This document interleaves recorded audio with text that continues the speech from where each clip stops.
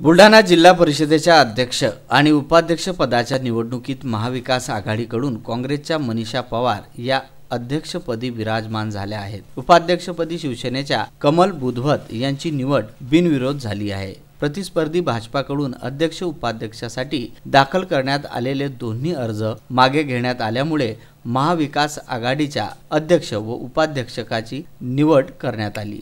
बुलढाणा जिल्हा परिषद अध्यक्ष उपाध्यक्ष पदासाठी महाविकास आघाडीकडून काँग्रेसतर्फे जानेफळ जिल्हा परिषद गटातील मनीषा पवार तर शिवसेनेतर्फे कमल बुधवत यांचे उमेदवारी अर्ज यांनी दाखल केले होते।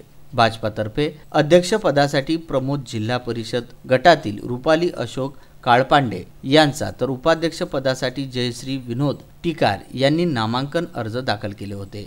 दुपारी 1 वाजता दोघांनीही अर्ज मागे घेतल्यामुळे निवडणूक अविरोध झाली।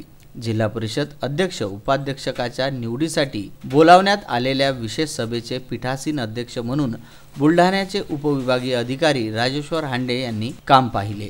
एकूण 60 सदस्यापैकी महाविकास आघाडीतील काँग्रेसचे 14, शिवसेनेचे 11 तर राष्ट्रवादी काँग्रेसचे 9 सदस्य असून भारिप बसपाचाही पाठिंबा महाविकास आघाडीला आहे। बुलढाण्यावरून विदर्भ न्यूज करिता प्रशांत खंडारे।